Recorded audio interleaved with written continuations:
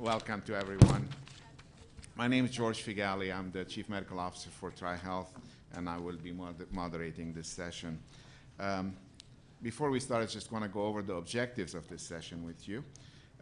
We are here basically to look at leading models to improve transitions of care between hospitals, primary care physicians, any other organizations that are going to take care of our patients.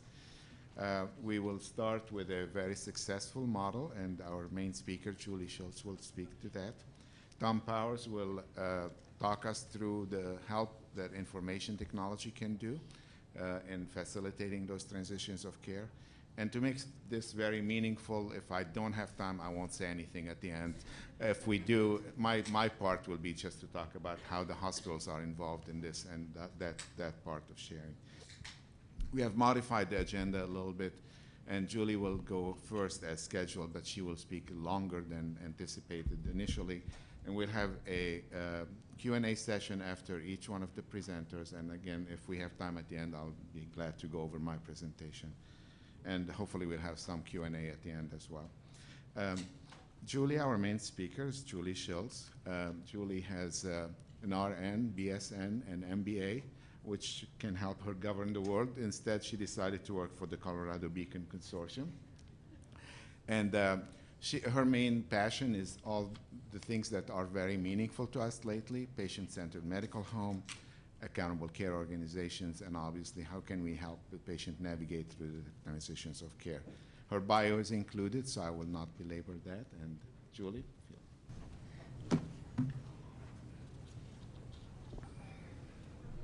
Thank you so much. Can everyone hear me?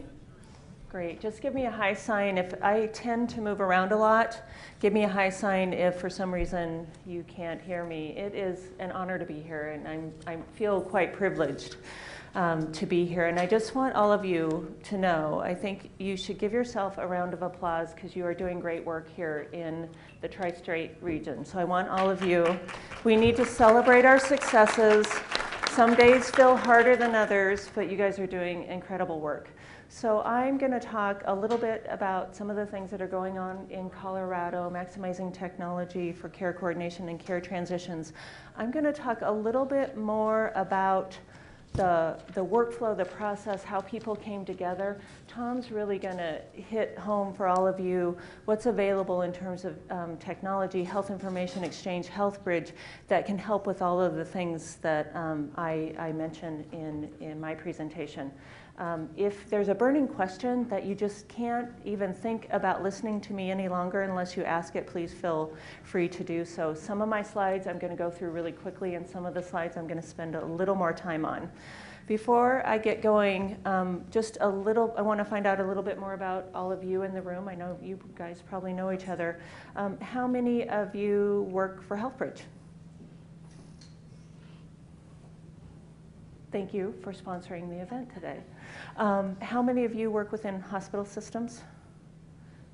Great. How many of you are primary care, specialty care, ambulatory care setting? Great. Anybody who you wish I would have acknowledged what role you play in healthcare that I did not? Yes? Student. Yay! Community-based services, care transitions, intervention program. Nice. Did I see a hand? Behavioral health. Wonderful. Great. Yeah. Public health. Nice. Well, this is a great audience. I need to tell you that my framing is a little bit about, I've spent, my background is clinical in nursing, and started out at Children's Hospital in Denver and moved into the ambulatory care setting. I have a little bit of a lens because I do this work every day of working with primary care practices. But what I want to say is I think the concepts and principles are applicable to hospital care delivery settings, ambulatory care delivery settings, working with your medical neighborhood. So I'm hoping that you sort of spread your wings a little bit as I'm talking about some of the work and think, gosh, that really is similar to what we could do in our setting, or it's validation, wow, we are doing that. That's great. So with that, I'm going to get going.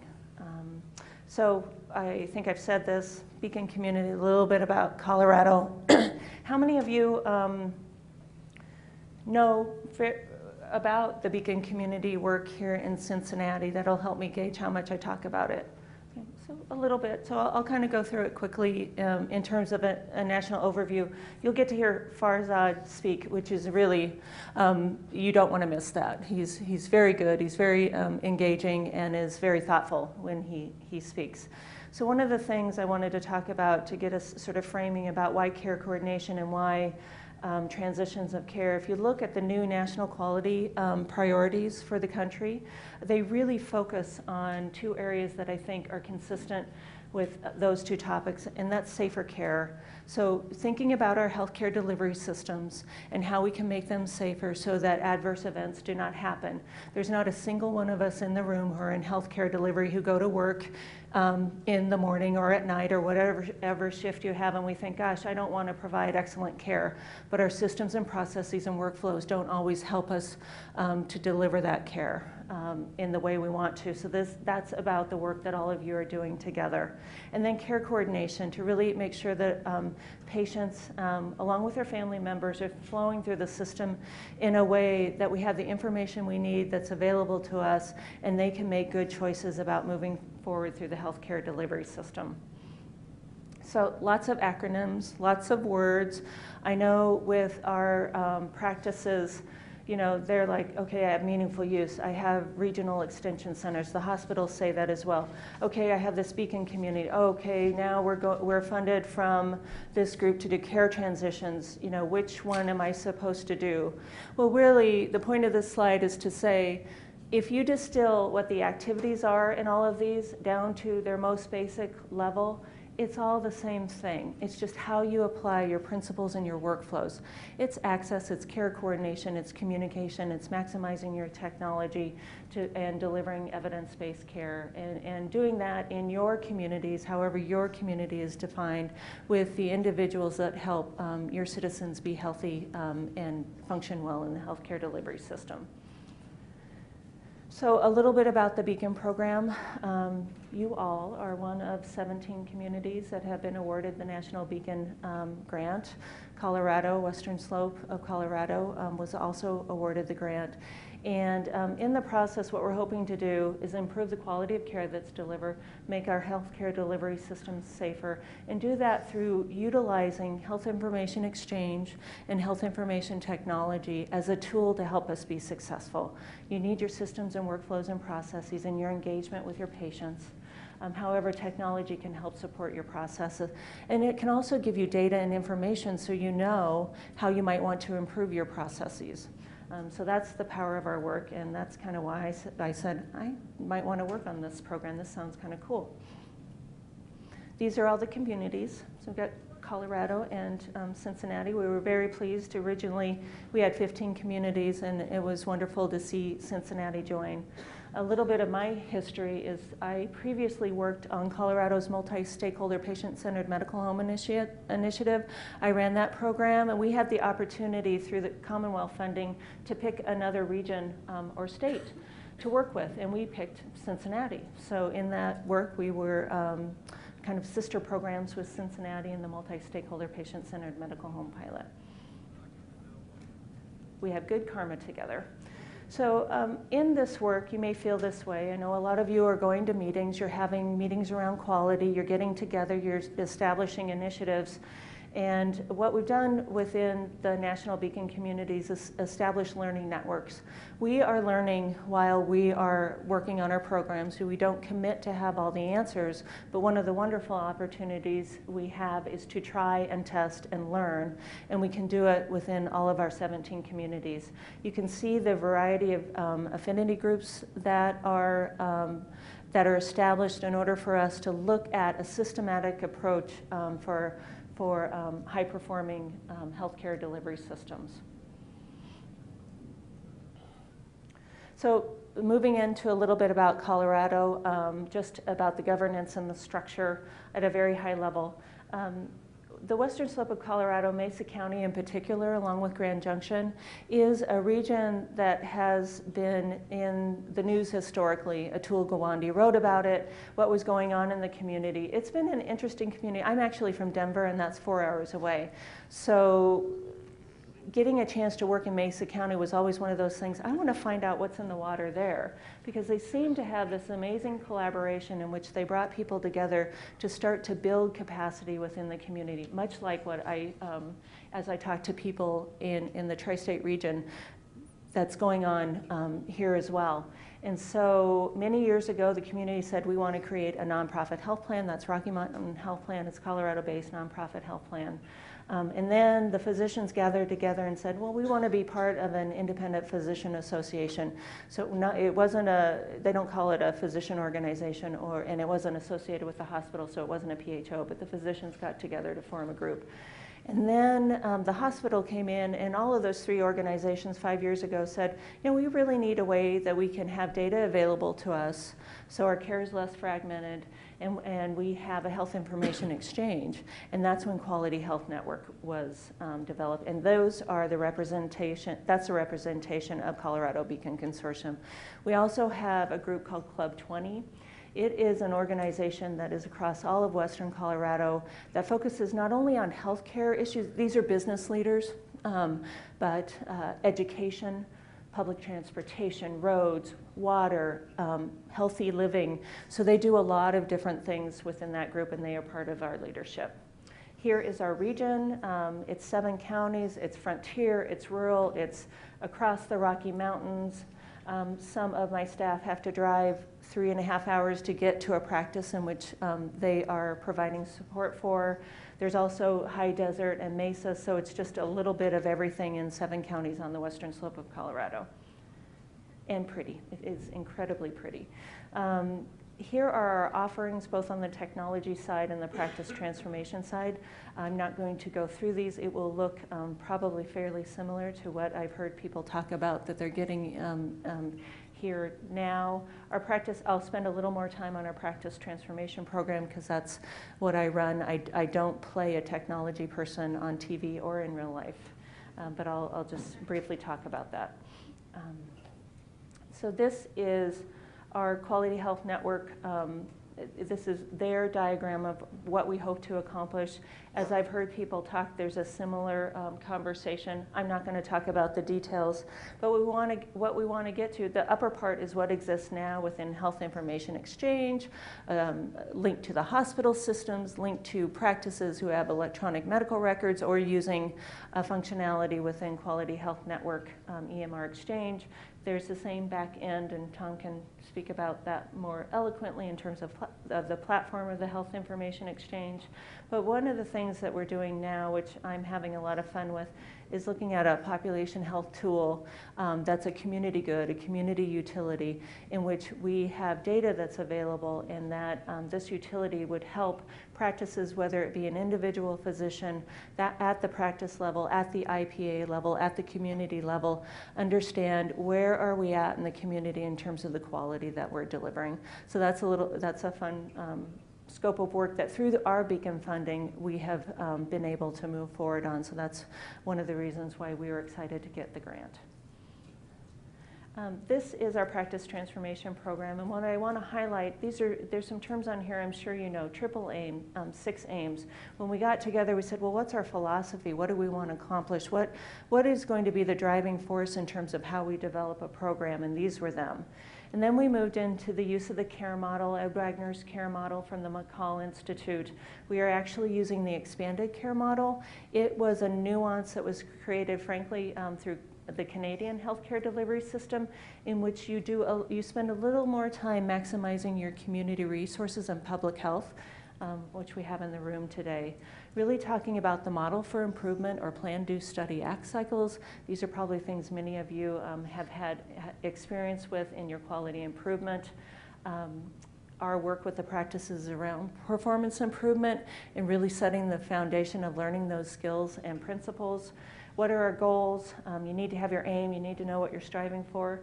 We will work with every practice to close the gap of their baseline measure set, their individual practice baseline measure set by 50% to the goal of the program, and I'll show you what our measure set here's in a bit. We use quality improvement advisors, learning collaboratives, day-long conferences where people come together and learn, share, commiserate a little bit, gain energy, and go back into their practices for improvement. I wanted to show the expanded care model a little bit, particularly the foundational components of that prepared community, which is really what I think all of you are doing as you come together on your quality improvement activities, and the activated community, and starting to bring the community in terms of our work. This is our change package, just to go through what the performance improvement principles are. Again, our work, we will be working with 75 primary care practices within 7 counties.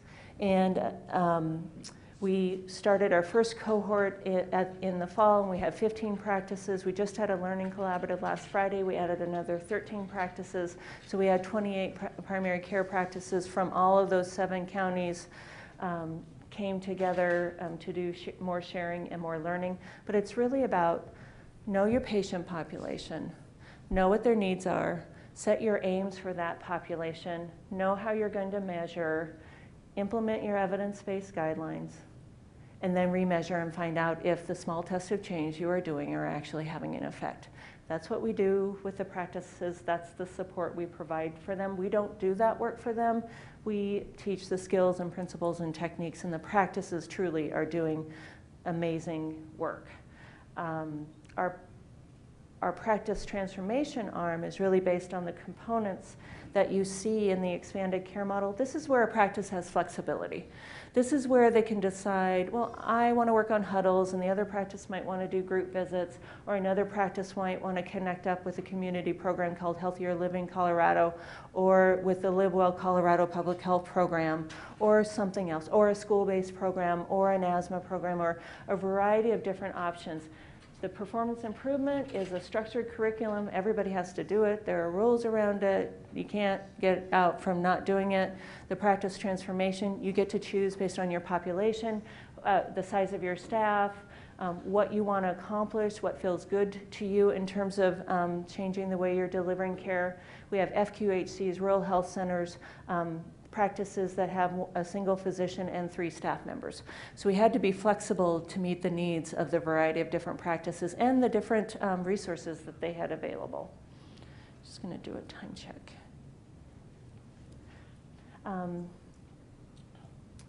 So again, they do a little pre-work, get ready for the year time with us. We have quality improvement advisors that go out twice a week, and then we connect via phone or not twice a week, twice a month. Connect. If I changed the rules on them and they had to go out twice a week, I think I'd have a mutiny. But the quality improvement advisors go out and meet with the practices during their quality improvement meetings. And the practices need to report on a monthly basis their measure sets, and they also do a narrative report that really documents all the great plan, do, study, act cycles or their small tests of change that they've done. It was a little bit of work when they first started, and nobody likes to do a report, and we tried to make it easy. But once they start doing it and they start documenting what they're doing, they actually realize, wow, we've accomplished a lot. So it gets a little, then it becomes, are we doing more than that practice over there? So they get a little competition, which is fun. The learning model, you've probably seen this before, I'll go through that. So here are our measures. The one thing we tried to bring in both prevention, wellness, and chronic disease, starting to move forward on population health and expand. I've done a lot of work with chronic disease, diabetes, and asthma, but we wanted to include some of the prevention measures as well. But what we found with that, it's a little different for a practice who might have 40 diabetics to be doing flu shots, making sure the foot exam's getting done, assuring that any prevention screening's happening and a depression screening. When you start to broaden that to your entire population, that's more intense workflows. So what we decided to do, and we didn't start out this way, we modified our process based on our feedback and how we were working with the practices to phase the measure sets, to give the practices a little bit of time to have their workflows in place. Nobody likes to get your first report card on your baseline data and you're down, you're down in the dumps. That's a little demoralizing. So we really wanted to give the practices a fighting chance to work on their systems and processes before they had to report some of the measures. The whole point is wins. Everybody is improving somehow at their pace. We meet practices where they're at, and how they want to move forward. So that's a little bit about the program, and now to care coordination and care transition. And for those of you who are hospital systems in the room, just talking about, so the lens I'm coming from is the fact that we work with primary care to be good medical neighbor partners. So to be able to be good community partners and work with the medical neighborhood. This is a graphic that I worked on in my previous organization, Colorado Clinical Guidelines Collaborative. It was taken from a self-management visual from New Health Partnerships, and we wanted to modify in terms of looking at team-based care delivery and how the work and the flow in a practice could happen. And as you can see, one of our principles is every single person in the practice can help you deliver evidence-based care.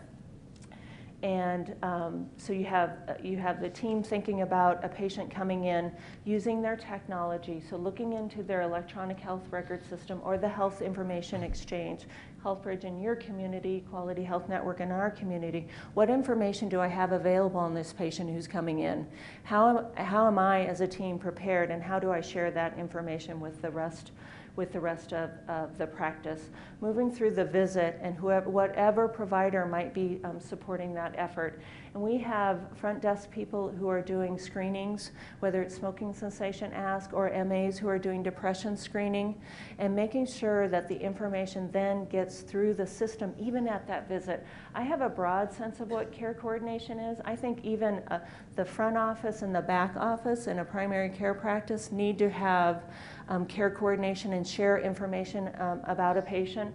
That could even be the admission folks in the hospital system to the clinical setting of wherever somebody might be going within the hospital system, or the ambulatory care setting, or the ambulatory surgery center. There is an opportunity within all of this that people are gathering information at every point a patient touches, and you need to make sure that you are sharing that information with the broader team that's in helping to deliver that health care. As you can see, our medical community is broad. You might not see everybody who you wanted to see. Don't hold that against us. The idea is just you have a community. You know what your strengths are. You know what resources are available. Make that medical neighborhood whoever you want it to be, and use the systems and technology to be able to support being effective in communicating information. So I'm going to talk a little bit about team-based care. That's an important foundation. Our work using everyone who's available in the practice setting or on a clinical setting in a hospital system to be able to deliver evidence-based care, care compacts and care coordination and transitions. So here are some of our teams that are participating in our program. These are all different sizes. Mountain Family is a federally qualified healthcare center. Grand Valley has about 4 physicians and 2 mid-levels. And then Dr. Arja's practice it's Dr. Arja, and he has about 5 staff members, only 2 are in this picture. So what they do when we work with them is they have the change package that's available. They look towards the care model. They use quality improvement principles such as cycle times, process mapping, plan, do, study, act cycles to really change the way they're delivering care. And we've spent a little bit of time with them. We have 40 plus different electronic health records. So for each practice, even if they have the same electronic health record, we go in and we figure out how to get those measures out for them so that they have that as a lens. Not that they're focusing all the efforts on the measure, but they're using the measures as a proxy of whether their systems and processes are working. So there's a little bit of a fine line and a balance of not wanting to focus everything on that measure. It's all the stuff that goes into the measure that we want them to focus on. The PCMH neighbor model, I'm shifting gears a little bit from team-based care delivery to the idea of care compacts, primary care and specialists, rebuilding the relationship. I don't know how it is here, but one of the things that's happened in Colorado is primary care has stopped going into the hospital system, so they don't have the conversations with their specialist partners. We use hospitalists now, and there's lots of reasons why that's happening, but what what we needed to do is rebuild the relationship. And a lot of times we're using the technology to help us with that because referrals can be sent back and forth through the technology systems. The information from those visits is available within QHN, the Health Information Exchange. But at the end of the day, you can have that stuff available, but if you don't get two people in a room to have a conversation about how they're going to use the information, it doesn't get used. So through the Colorado Medical Society, we got specialists in primary care together, and we said, okay, so what do you guys want? What is your perfect care like? And they all said the same thing. We want to be accessible, we want to deliver evidence-based care, we want to make sure we're coordinating the care and doing the right thing for the patient. Specialists in primary care, they had the same values. That's a great place to start. So from there, we work towards what would a compact look like? What information would you want? Specialists, what do you need from your primary care partners? Primary care, what do you need from your specialist partners? How do your staff need to work together? What might that look like? This happens to be initial information, and you have the slide deck available. I actually, these are updated slides from, I did a really bad speaker thing, and I updated slides early in the week. But this is the PCMH neighbor model from the American College of Physicians.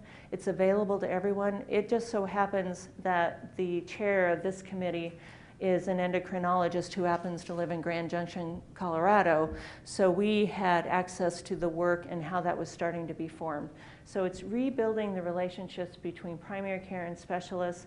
You know, we get fragmented, we don't talk to each other, we start to make up stories in our head about the other person not wanting to help us deliver good care. And at the end of the day, when we brought people together, everybody wanted the same thing. So along with the technology that we're talking about today, somebody asked me yesterday, what do you think the most important thing is? And I said, relationships and communication. So in anything we're doing, if we can get down to our common principles and work forward on our systems and solutions and use our technology that's available to help us, we can accomplish some pretty good things. The other thing we need to not do is bite off the whole elephant. You know, we just start small, start with something, have success, and move forward. Don't let, you may think this is a cliche, but I think it's so important not to let perfection be the enemy of the good. The other thing that's okay is something you try might not work. And we don't like that in healthcare delivery. I mean, I'm a nurse. My training was not, it's okay if you fail. So we have to remember this is quality improvement. If we fail at something, we're not wasting our time anymore. That's a pretty darn good thing. This is from the work at the national level. This is how one community decided what their care compacts will be. And actually, my patient-centered medical home in Westminster, Colorado, did this work and worked with a specialist in his community and who he referred to start defining care compacts. What should we share back and forth with each other? He's very analytical. I call him the mad scientist. And he likes to have a checklist. So they work through a checklist of what they're going to communicate back and forth. And they actually score each other. So you can decide if you like that idea or not. But they actually rank each other a little bit to say, you're meeting my needs or you're not meeting my needs. Instead of going along and not knowing or maybe thinking, oh, they just really didn't want to do this anyway, they actually get back together and make sure they're following through on the process. This is what QHN had done before I came to the community. That's the Health Information Exchange on the Western Slope. Similar to what I talked about, they got the office managers together, they got the PCPs together, they got the specialists together. The community defined what they wanted in terms of sharing information back and forth related to referrals, and they used QHN for that work. One of the things we discovered when we were circling back on some things, there was a little bit of, you know, we might want to revisit this. I wonder if some people drop this off their workflows and processes while they're upgrading to meaningful use, or they're working on care transitions, or they're implementing e-prescribing. So the community's reflecting back now, how well are we doing this? Did we actually follow through? And that's part of the work of quality improvement as well. So areas of focus moving into care transitions, what I heard about your community is that you didn't say, oh, we're only going to use Eric Coleman's care transition model, or we're only going to use RED, or we're only going to use Boost, or we're only going to use STAR. But what you said is, here's some really great tools and resources and methodologies that are available to you. You are all a variety of organizations. You have different skill sets, you have different needs, you have different people, you have a different patient population, and you're sort of choosing which one makes the most sense for you. At the end of the day, it's all about delivering better care. You're working towards making sure that folks effectively are discharged from your hospital system. That's a really great thing. So I wouldn't be so concerned about it all has to be one, it all has to be the same. It has to be do. It has to be do something. So these are sort of the elements of that, and I know you're all working on that. One of the things I wanted to say, if you are an organization that has both care managers and you're thinking about having a transition coach, I want to say that there's two different skill sets between a care manager that is a little bit more of a doer role and a transition coach who is a facilitator of information and helps a patient and their family actually do the work. And so you're communicating information. Those are different skill sets. So as you're thinking about that, think about the different skill sets that are required in the roles. One's not better than another. They have different responsibilities. The other thing is I would avoid having a care manager also be a care transition person because it confuses the patients. Head nodding. It confuses patients when, okay, well this time you made this call for me over here, but over here you're telling me, hey, do your own stuff. And it just gets a little confusing from that perspective. So this is a little bit of our practices actually doing work. One of the things we found is, and you can probably relate to this, practices are a little they like a little competition, a little healthy competition, and they like to be recognized for the hard work that they're doing.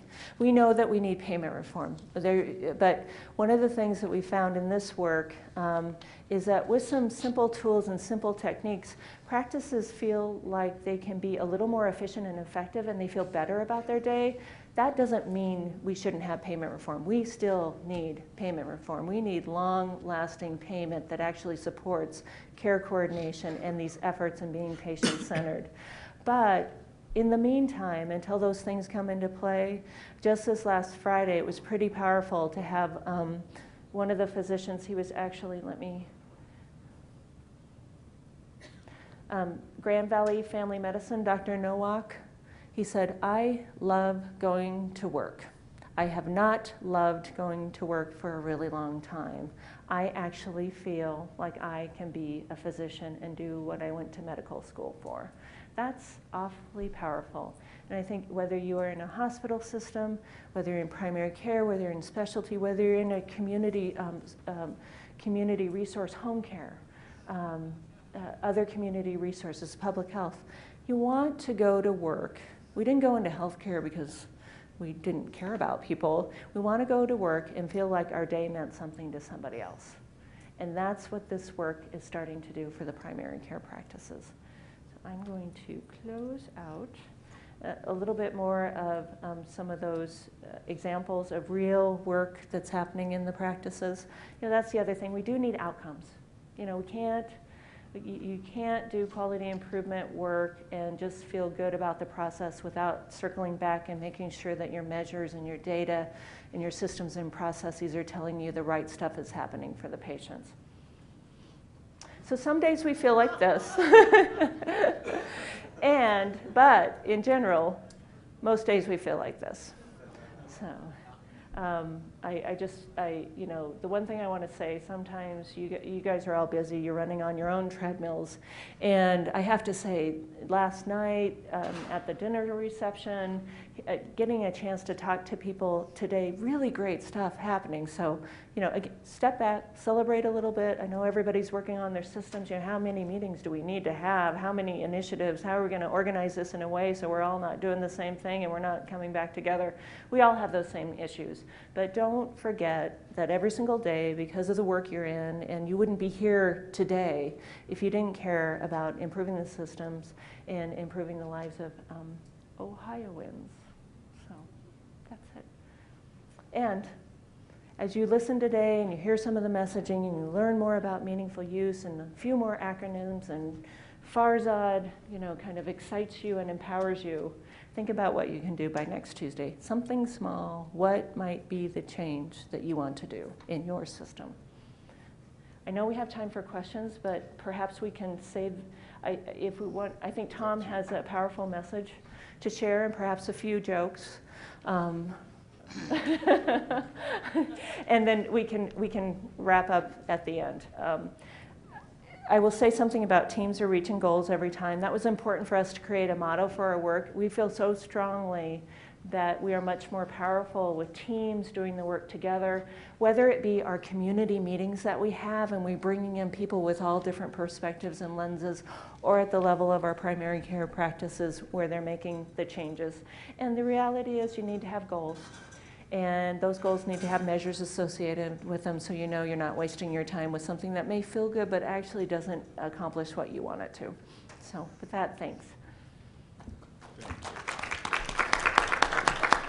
Everything is shared, and I did send quite a bit of information, so those are available. Dora has a lot of the information on our program, and she knows how to get a hold of me. I learned a lot from Patty last night, so that was, this as much as this is as much of a learning for me as it is to be able to share our story with you. So Patty is and the Helpridge team, amazing, amazing, amazing folks, and I learned a lot from Dora too in terms of all the initiatives that are going on as well. So. Thank you. Our next speaker is Tom Powers, and I'm sorry, go ahead. How do you feel telehealth technology and remote monitoring is going to fit into this model, like patient-centered? I think it'll be amazing. We don't have those, there's so many things we could do. You have to start someplace and move forward. I actually did some other healthcare work and utilized home blood pressure monitoring, and I think it depends on your community. It depends on what you want. But I think we heard this morning from Greg Moody, any way to potentially keep some patients in their home, but still to know what's going on with them. That's what home monitoring is all about. So I think it has a powerful force. One of the things too is there's not one magic bullet. It's the suite of systems approach that you need to do in a community to meet the needs of your patient population. Any other questions for Julie? Go ahead, please.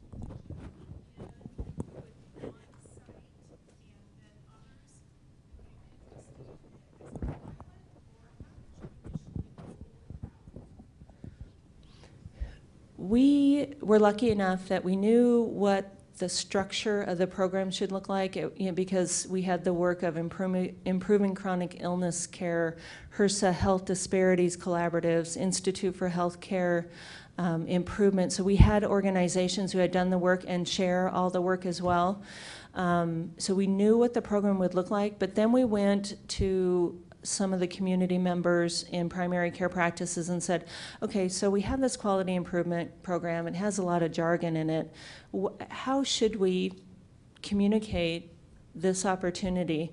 And the two things that came out of that was physicians said, I think this will help me get back to the joy of medicine, why I went to medical school and what I wanted to do as a physician. The second thing was, don't discount what we're doing now by saying you're going to come in and help us improve. Think about it in terms of every single practice has strengths. They are at the place they're at. Help them make their best better, and then honor where they're at now and where they can move forward. We don't sell, if you don't want to participate, you don't participate. We're not the strong, do I look like I sell a lot? No. And so we try and share. We also have to link to all the other programs. We are not the Regional Extension Center partner, but we link with them so that we're not all out there saying we're from the government and we're here to help you. But people know that all the activities actually align fairly well together. Did that answer your question?